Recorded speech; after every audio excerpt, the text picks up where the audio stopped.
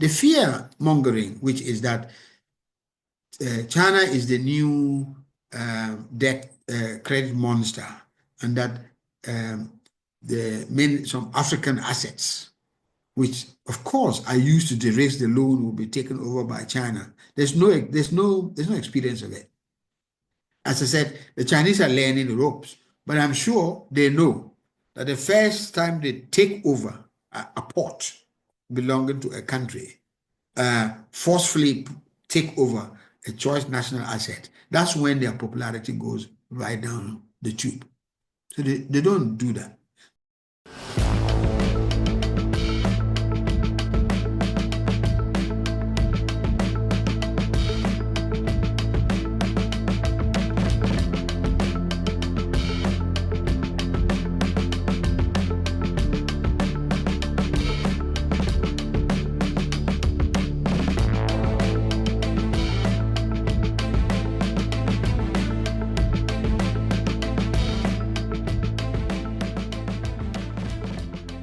Hello and welcome to another episode of India and Global Left. If you are new to the show, please smash that subscribe button. Also consider being a YouTube member, a Patreon, or donate small amounts in the link given in the description box. We rely on you.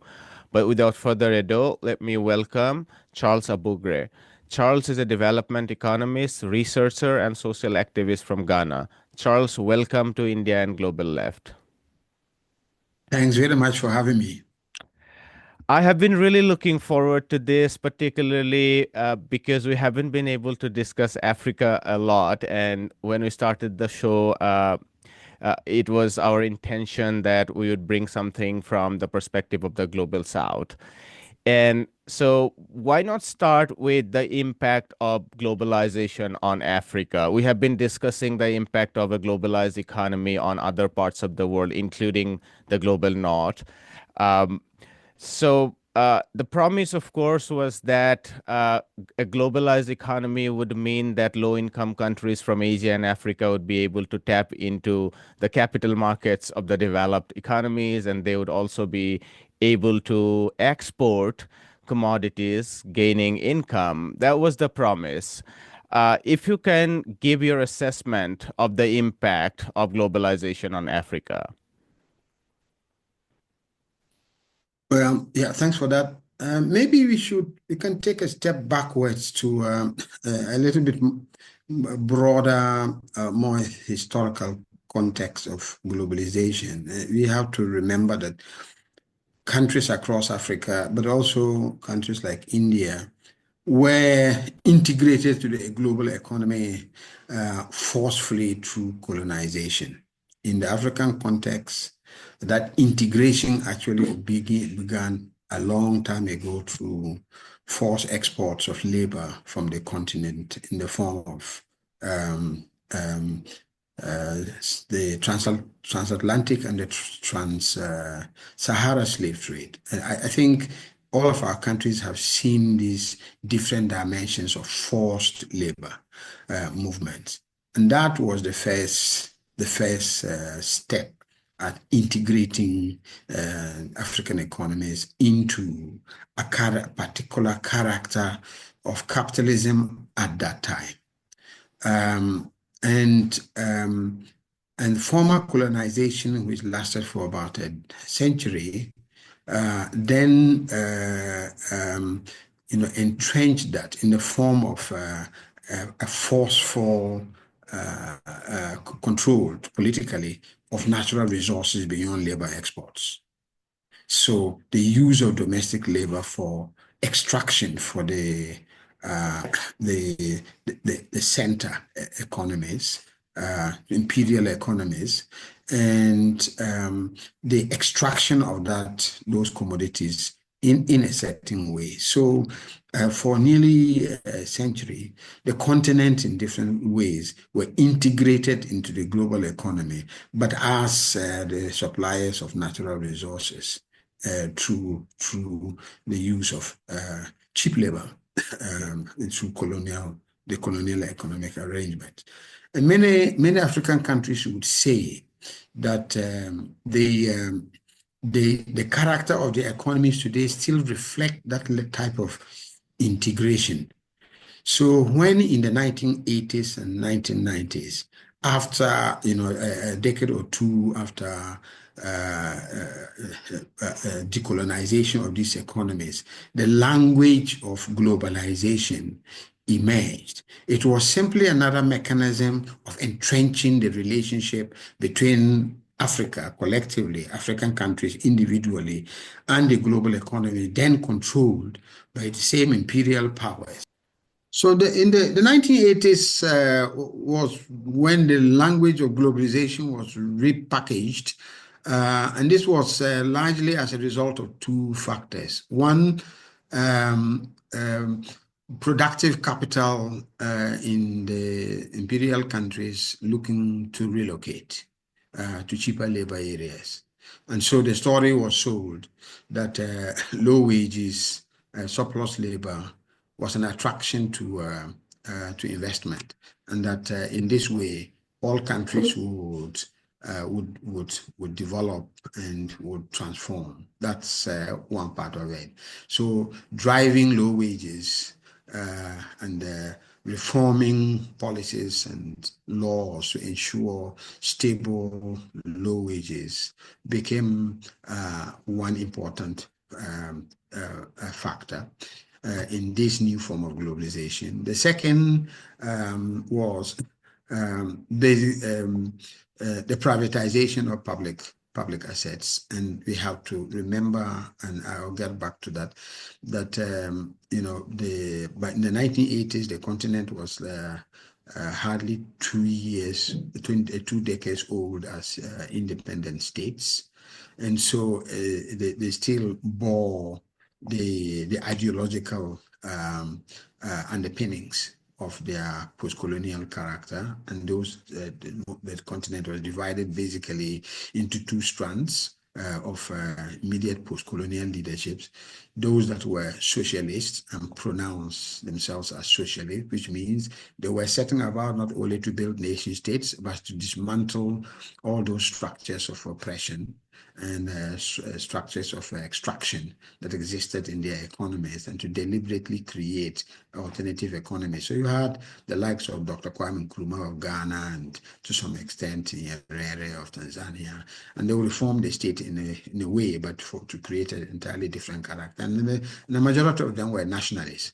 That's basically sustain the structure of the post-colonial state as they had inherited them, but to use that structure to provide some basic services and so on. But all of them, because at time of independence, very few of them actually had local capitalists and big businesses. Productive assets were still either externally owned, is owned by the colonial powers, or nationalized by the state. And so the narrative of the 1980s was basically that it was efficiency of extraction that mattered more than ownership of extraction. So you privatize your assets and you ensure that they are efficiently extracted, and the state shares value in the form of taxation and the benefits of taxation and jobs. But as the economies were predominantly extractive, there's hardly any employment to be derived from it. And as the control of import-export pricing was by the metropolitan countries, it was hardly possible to declare profits.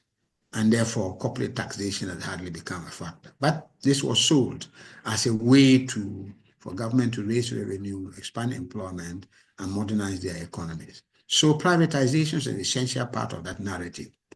And the third part of that narrative was especially the liberalization of finance, insurance, and banking. And this, of course, was the pressure, especially from American banking sector, the finance sector, to go global.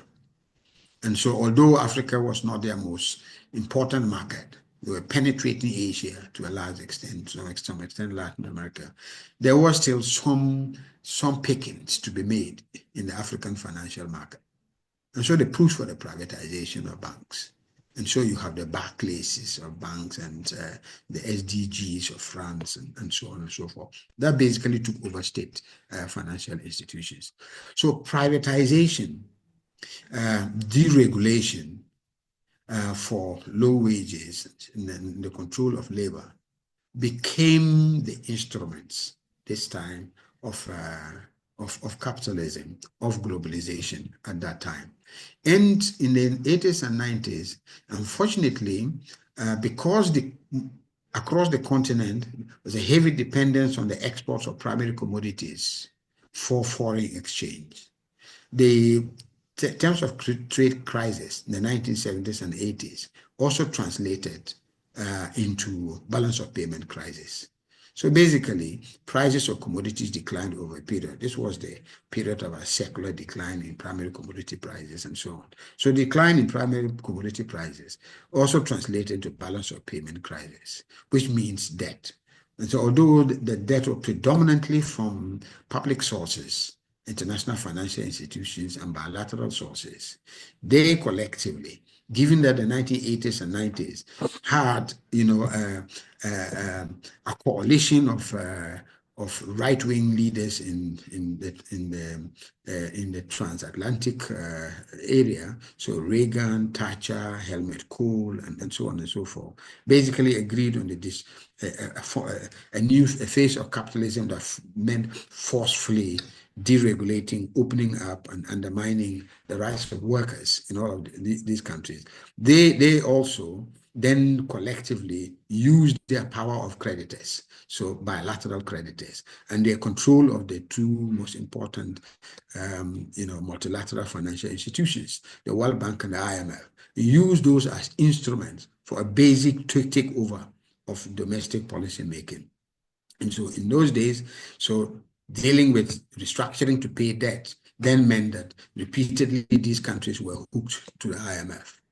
But for the first time, especially in the 1980s, the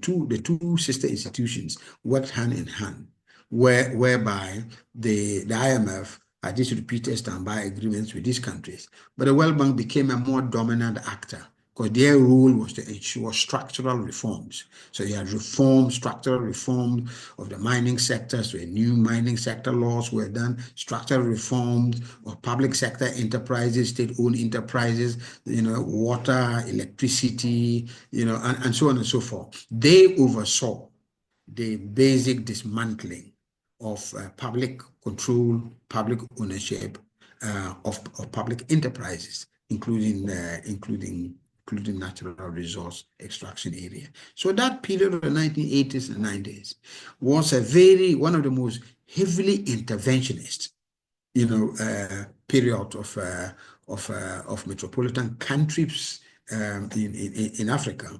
And the story then was sold, as you rightly said, that when you integrate your national economies into the global economy, you benefit from investments, technology transfer, and access to markets. In the case of Africa, because we were not producing competitive goods, where country was hardly producing any value-added goods, it meant that the promised benefits of competitive markets and market access wasn't delivered, because there were natural resources that these countries needed anyway, and they determined the price of these natural resources. There were not too many other places to sell them, and the economies were not tuned out to be their own consumers of their own natural resources, and therefore they became dependent on these natural resources. So the period, that narrative of globalization as the integration to the global market to distribute benefits in the form of efficiency, savings, and investment, was actually a narrative used to forcefully take control over assets across the African continent. And this lasted till the 2000s. And so in the late 1990s, early 2000s, you had this highly indebted poor countries debt initiative imposed on about 25, 30 countries. So very minute reforms to qualify for a debt relief, which was basically public sector debt relief that could simply have been written off. Collectively, they had hardly any impact on the international financial system, just like the situation today. But in this case, their indebtedness is now predominantly to private creditors and so on. So globalization, there's another dimension of globalization. And this is the issue that Frantz Fanon used to write about Algeria and the neocolonial mentality. So in the period of fighting colonial occupation, you know, if countries, Fanon's main point was, if you do not, you know, exercise your minds as Africans from a colonial mentality, which includes your own self-worth, dignity, and pride in the ability to use your own knowledge. Therefore, to transfer that knowledge to the transformation of your resources and your society, you will continuously be colonized. And that form of colonization is also what Kwame Nkrumah used to call neocolonization.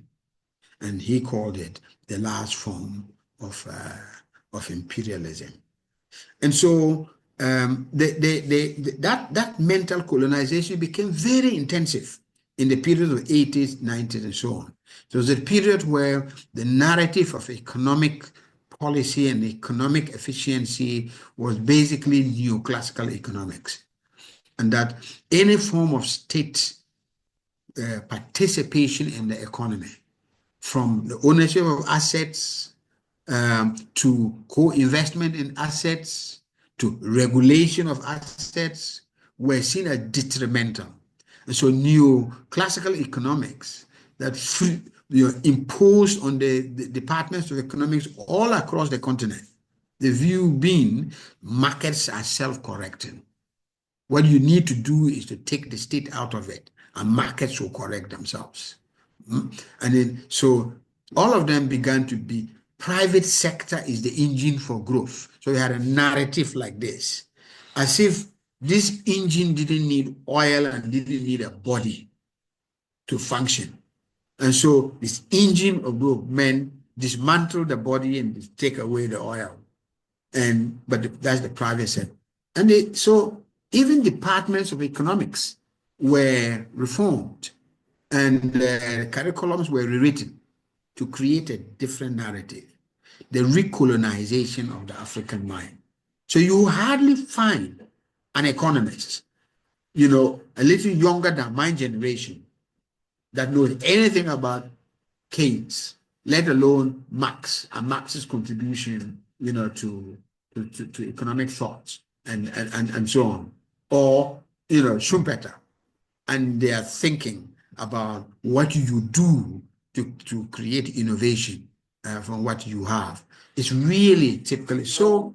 All the economists have been trained like this, and for many years, even the IMF country director sitting in the central bank, and the central bank governor is picked from one of these institutions. It's a total takeover.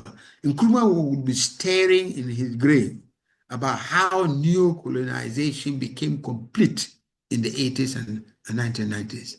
It was only in the 2000s, but even in that period, African institutions, African individuals, and progressive African academia fought back. And this was the contest between the structural adjustment programs and the African alternative to the structural adjustment program in the 1980s and 1990s. You know, the Berg report and the Lagos Plan of Action.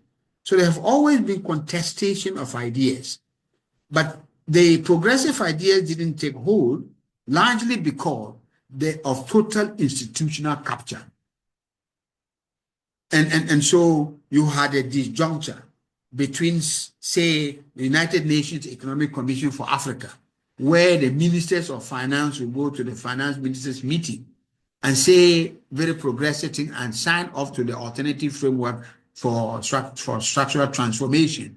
and go back to defend to their countries, to defend the structural adjustment programs and the entire neoliberal architecture that was operating in their country. So Fanon's point was Frantz Fanon's fear was the most compelling result in the 1980s and 1990s, and we are still struggling with it.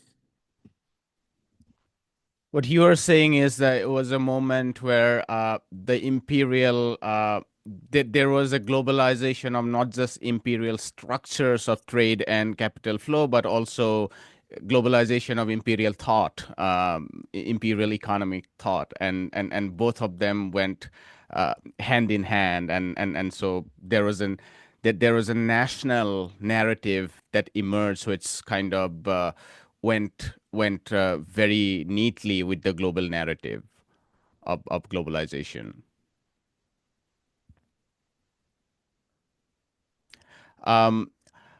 Exactly. I want to pick up on something that you said about the 80s and the 90s, where the reliance on commodity export and coupled with the decline of the prices meant that there were pressures on balance of payments, which had to be then compensated by borrowing capital, which creates further debt. What happened in the 2000s? Because I'm thinking about Latin America, which actually made some progress in the 2000s. The whole pink tide was tied to that when the commodity prices were up. Of course, the next following decade, again, the commodity prices were down and all those silver linings were gone. But what happened to Africa in the decades of 2000s?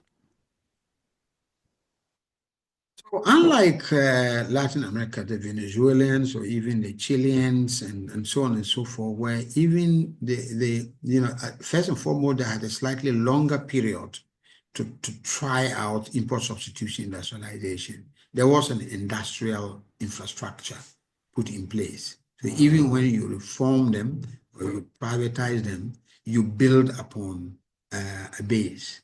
Very few African countries had the opportunity to test out import substitution, to build an industrial infrastructure.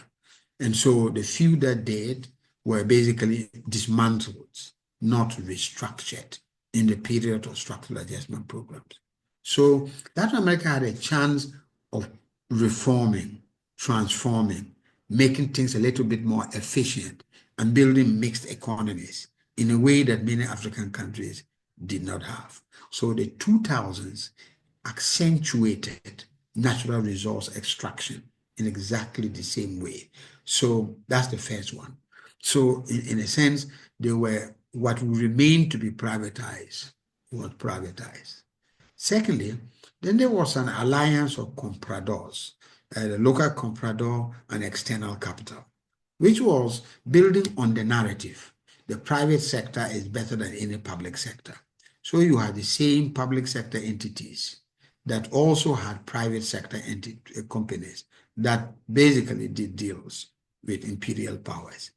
And so that also created a conflicts of interest, which made and the losers in that conflict of interest was the broader state, was the national economies, and so on.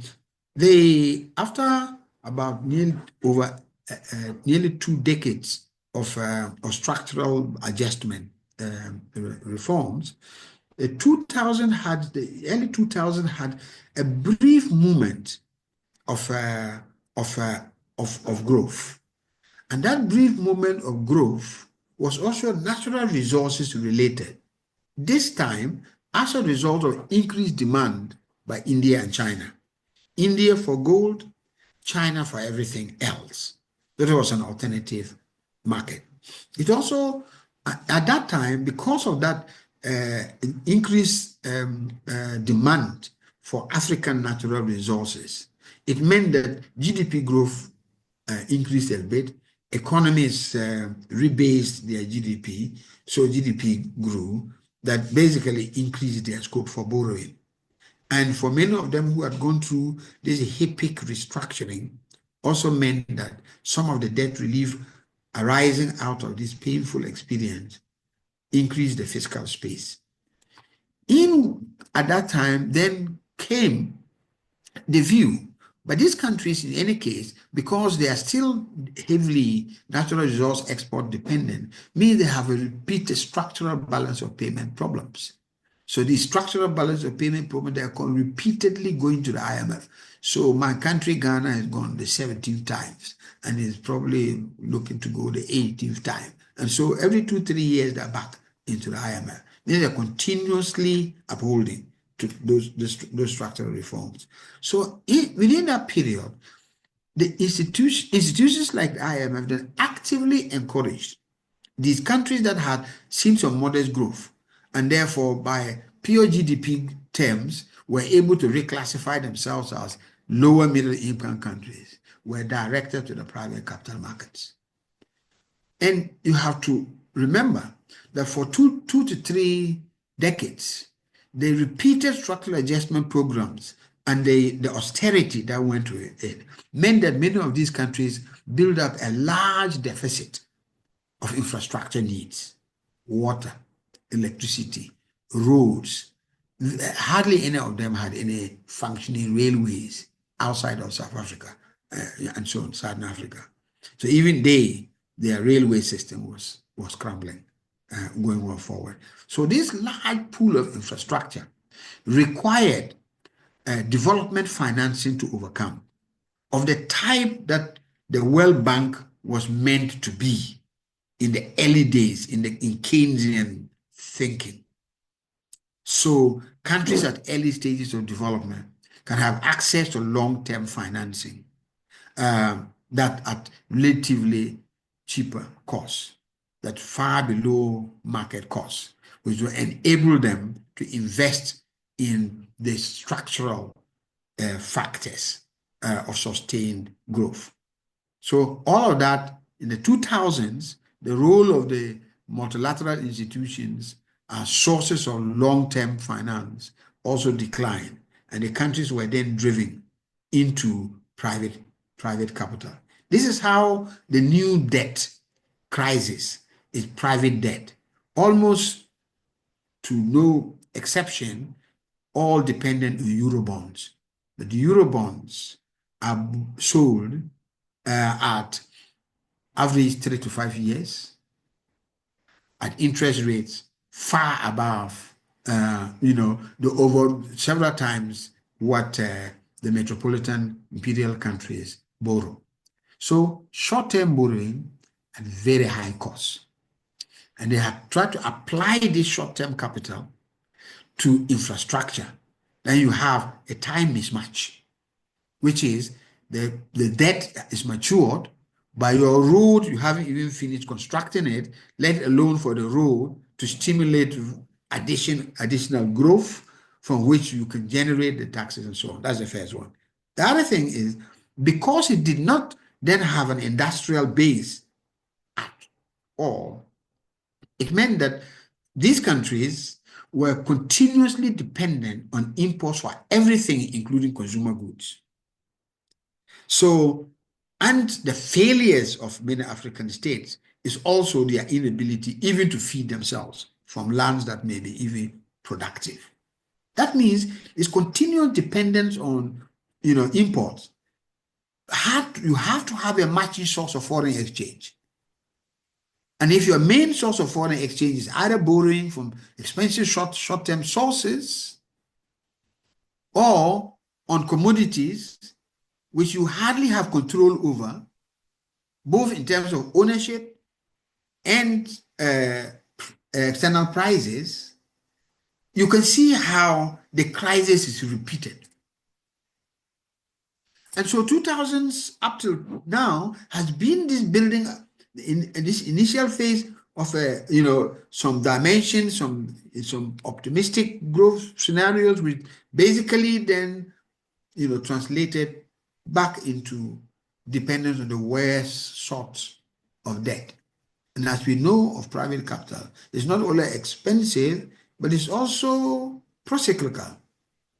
So when countries are in economic downturn, this is when they really need capital, as when they don't get it, because credit rating agencies will whip it all up, and then the cost becomes, or that are manageable, or that you are written out of the market because you are downgraded in one form or the other.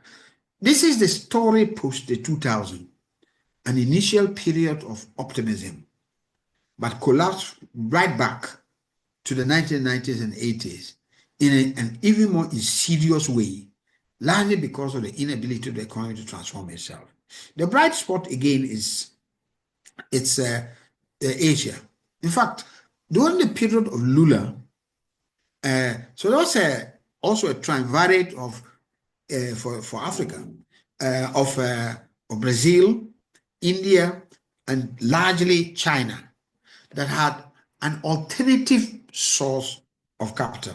India was playing catch up on China, so didn't really have the same levels of flexibilities. China took basically the bulk of the infrastructure financing.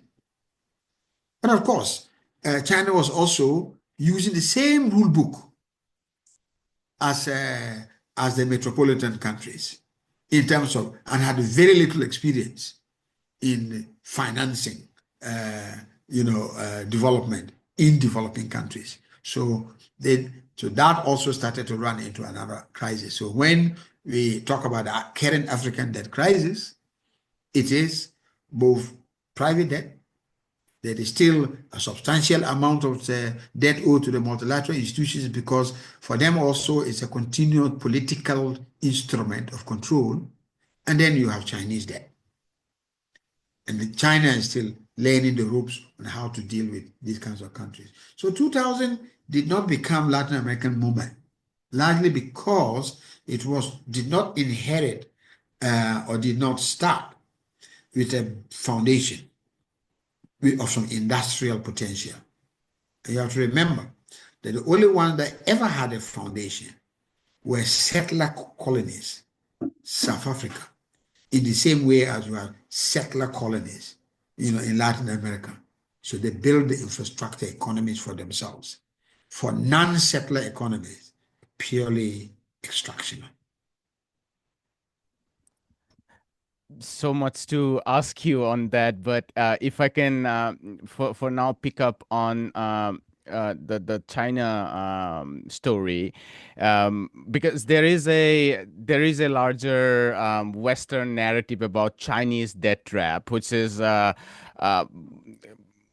as far as I have read, which is purely false. Even Bloomberg says that particularly in Kenya and Nigeria, where a lot is talked about this railway project, the Mombasa-Nairobi railway and so on, they say that the Chinese debt is about 5% to 3% of overall debt, and bulk of the debt comes from the Eurobond market and other private international markets.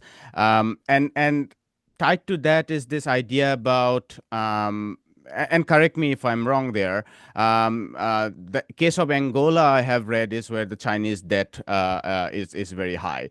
And I want to ask you about these two schematic models. One is that Chinese investment goes into infrastructure, which is much needed for Africa, as opposed to at least the more recent aid and investment from the Western countries, which goes into social services and things like that. How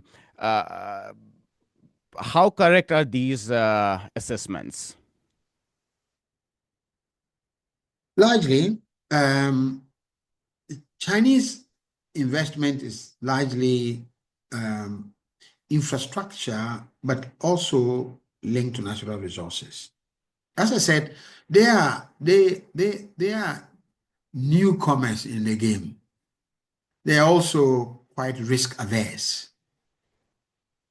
And so basically guarantee de-risk their investments on natural resource access.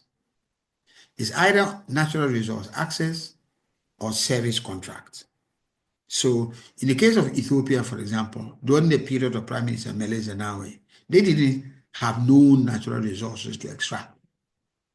So what they did was that they de-risked the investment by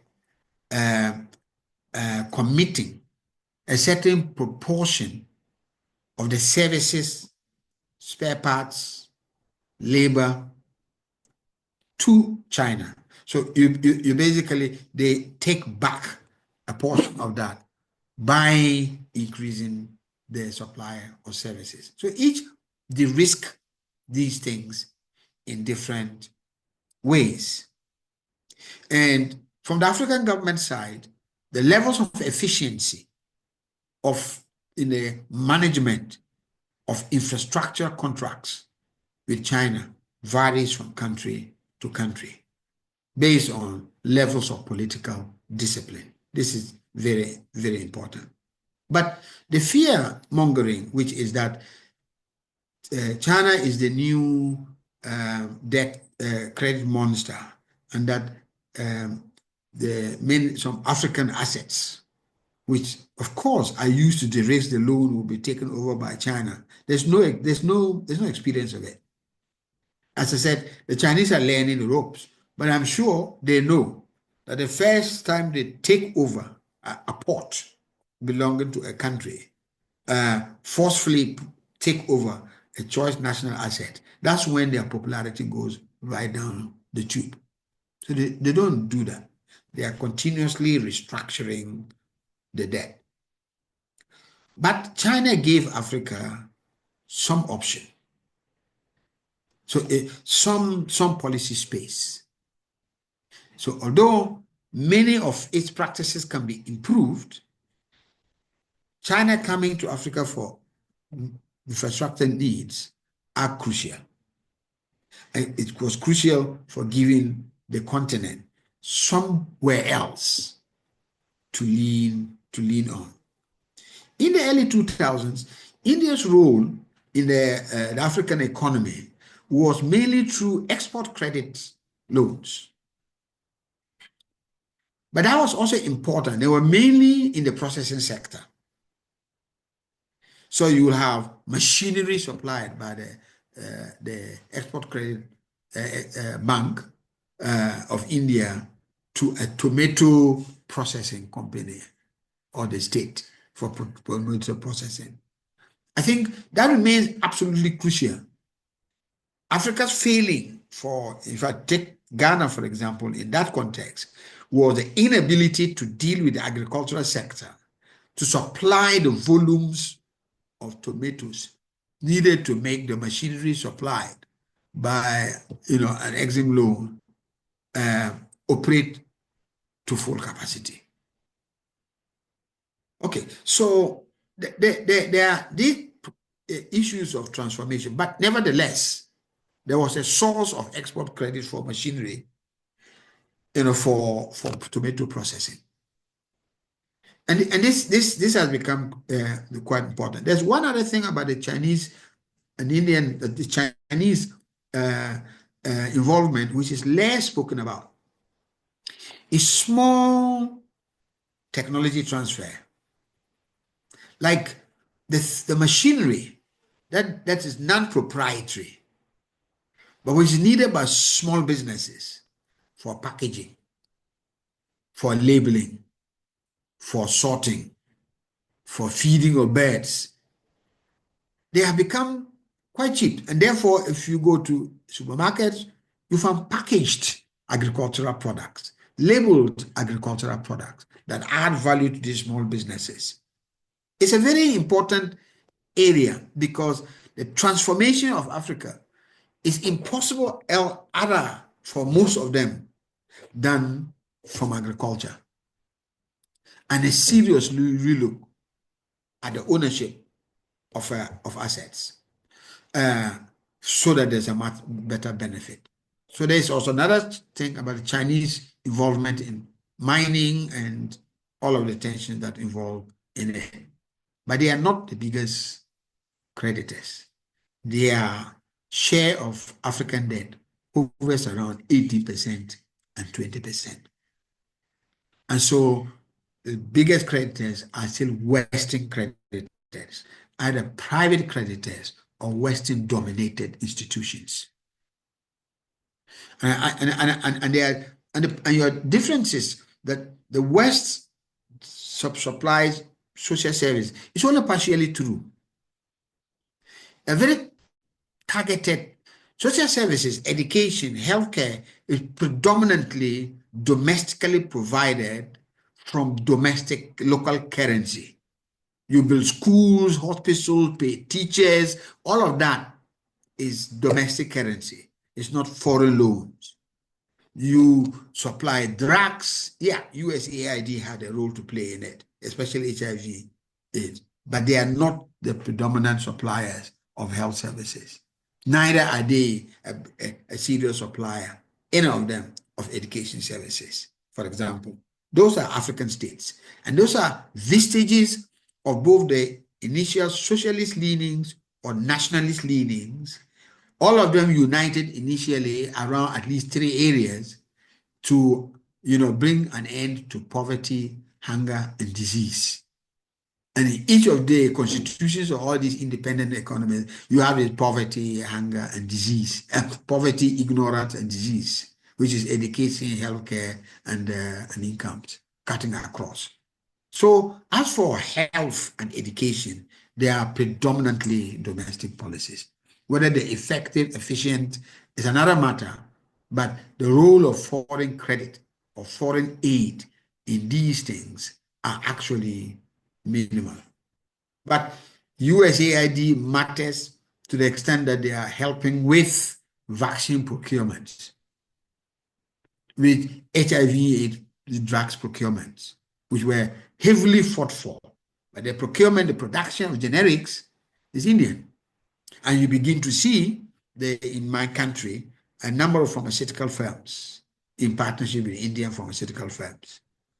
Therefore, the actual infrastructure for health and education service has very little to do with metropolitan countries.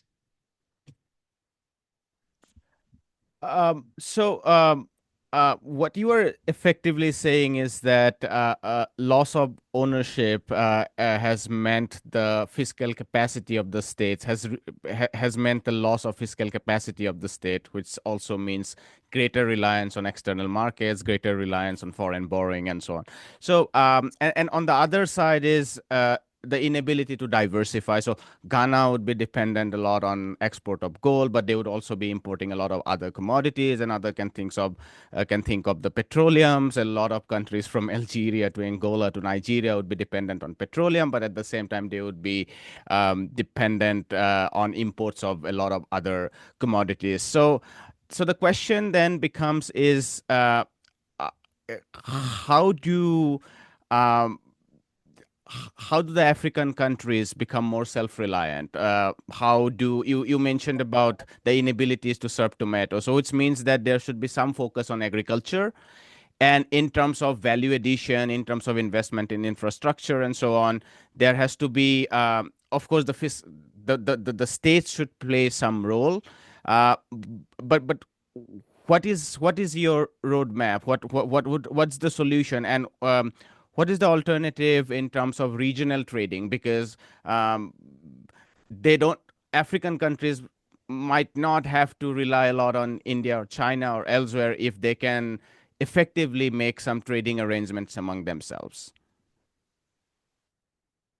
So there's been a lot of work by African institutions. Africa is one of the most organized continent of the African Union. You have regional integration bodies. There's a proliferation of organized entities on the continent. And therefore, policy discussions, strategy discussions, prioritization discussions, a lot going on in that sense. So I have contributed in the past in some of this work and so on. So there's no shortage of thinking. In the end, it's about political economy and it's about ideology of leadership.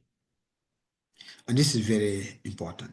But if I may, so where you have a progressive leadership, so in the past, you had not too long ago. Ethiopia made in a decade's time such a transformation that was difficult to recognize.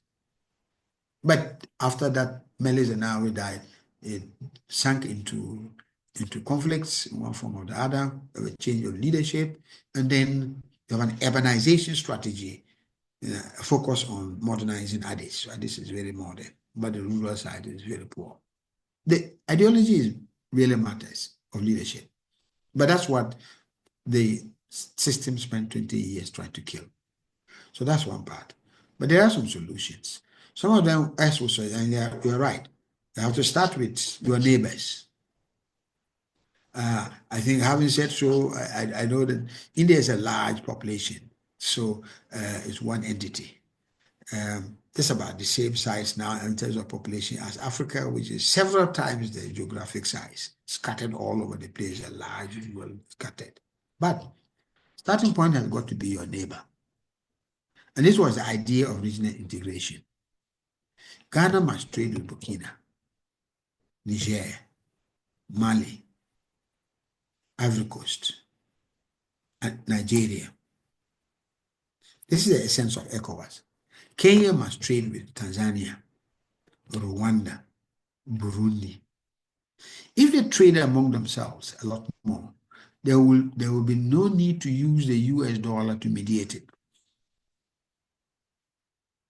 If they really seriously integrate, there will be like one economy in which there can be multiple currencies exchanging, because if I go across Ivory Coast, I buy my stuff with Ivorian money, so I buy them Ivorian money. It can start with these multiple exchanges of local currencies, which has very little to do with the mediation of the US dollar. This is the same concept that underpins BRICS. And then the institutions we build is the clearance systems.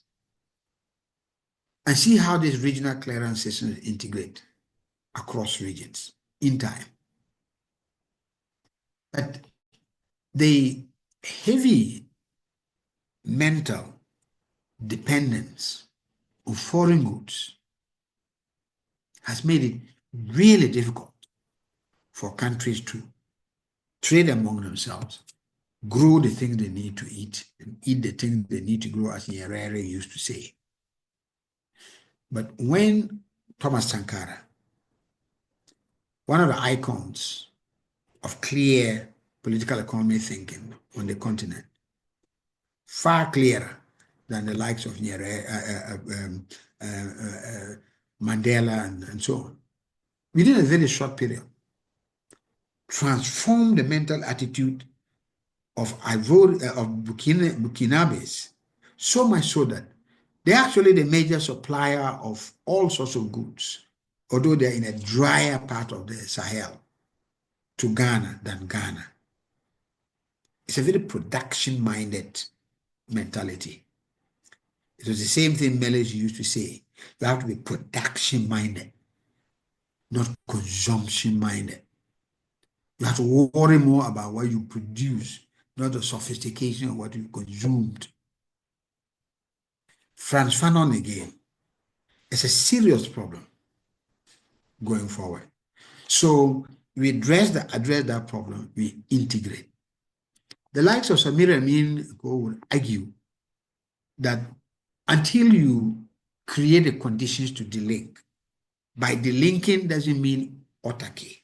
It means we have to think of a collective economy outside of the metropolitan economy in a way that we can grow the size of the collective local economy to be able to compete with the global economy. Meaning, we should organize first.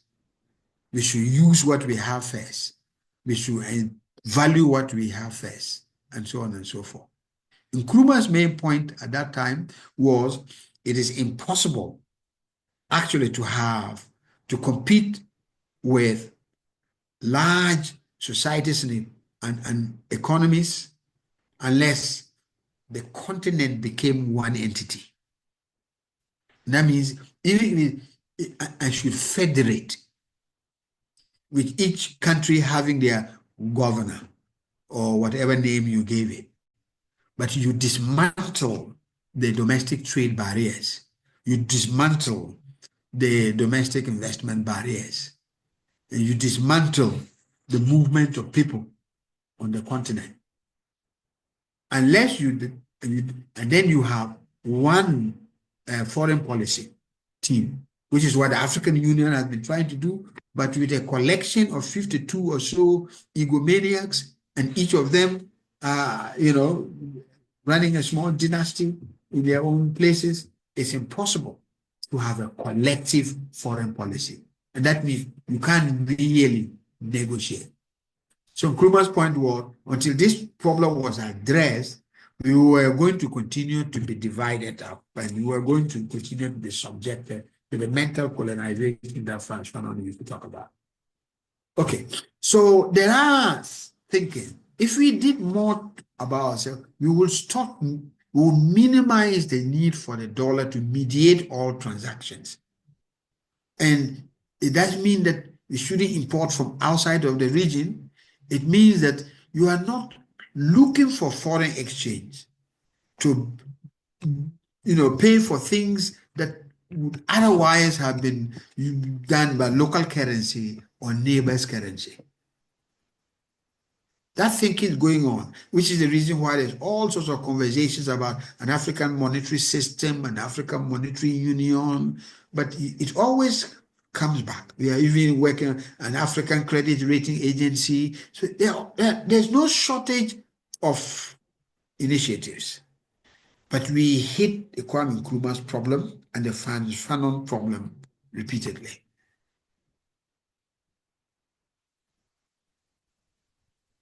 I would like to end this conversation by asking you I mean, you have already stated it now, but just to rehash it about the political imagination, because if the focus has to shift to production, if the focus has to shift to regional cooperation, if the focus has to shift on capacity building of human resources, the ideas, the bad ideas of neoliberalism, free market, and so on has to be abandoned, and for that there has to be political movements. And the sad thing is, and I say this sad thing as an outsider, that the African continent was very inspiring in terms of political movements coming out of the decolonization movements. We used to hear too many names, not just Nkrumah or Nyerere or Mandela, but Senghor in Senegal, and I mean all sorts of decolonization movement, Nasser in Egypt. But as we stand now, we don't hear inspiring political movements coming out of Africa, and all we hear is that it's corruption, it's lack of transparency, it's lack of opacity, and some of these narratives are then used by the mainstream to say that, oh, that's all the problem that Africa has, which is to eclipse all the structural problems. So my question is, where does your hope lies in terms of the politics as it stands in Africa? Very interestingly, there have been, And I just want to add a rejoinder. I'm not saying that Africa is doing uniquely poorly in terms of political inspiration. There has been a decline throughout the globe. So I don't want to come up as saying that Africa is doing uniquely poorly in failing in providing us political imagination. It has happened in India, it has happened all over the West, but Africa is also part of that. So I just wanted to add that as well. Yeah, but it's a very unique continent because it's a continent that could very well have been divided into two parts or three parts, but divided into 52 separate parts. And handling 52 separate parts by any entity, it's overwhelming. So even when you have bright spots, the overall color becomes darker because there are too many others overshadowing the bright spots. So there are some interesting bright spots, as we say, and people have. So there was a time in which Africa was praised for its democratization credentials. But this was simply, you know, take, take building institutions to mirror Western liberal democratic institutions. And those institutions also pivot on neoliberal economic agendas. So there was a time it was very much praised for something which has come to become a meal around its neck, making it very difficult based on the balkanization experience that I said. It's very unwieldy to handle so many countries in one single space, quite connected space. But as I said, there have been also some bright spots. Recently, we don't know yet whether it's a bright spot or not, but there's some initiative that's coming out of it is interesting. And it's not, unfortunately, it's not a result of political movements. And that's the problem. So I think, and that's 3 or 4 countries in the Sahel part where the protestation and anger against France led to the overthrow of the political elite by young military peasants. These young military peasants, almost all of the junior military peasants, are federating. They are creating a common currency and payment systems. They are reviewing their natural resources, agreements in very radically. And they are looking forward in terms of energy and energy systems. They are pulling together to create nuclear power and solar. They are increasing productivity, especially in agriculture. And they are addressing leakage and waste far better than all of the others surrounding them. Senegal has a potential, but it is a liberal democracy. It's very complicated. What I say the pity is that this is not built on social, there's a discontent of the elite, but there's no sustained social movement. And they're not stimulating social movements either. So the future of this initiative is unclear. Young people organize, but not, and their causes, but not radical alternative political thought. Maybe the crisis will give birth to its own soldiers of the future. I think that would happen.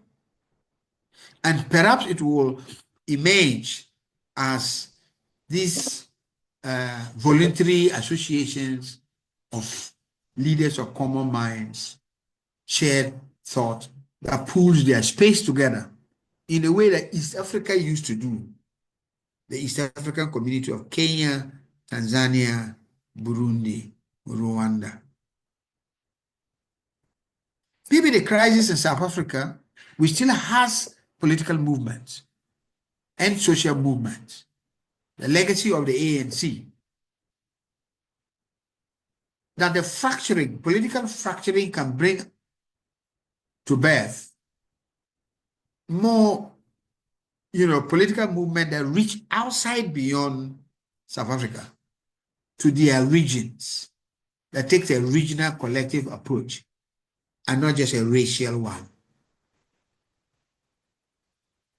So we can only ask the 100 years of colonization forced anti-colonial movements to emerge.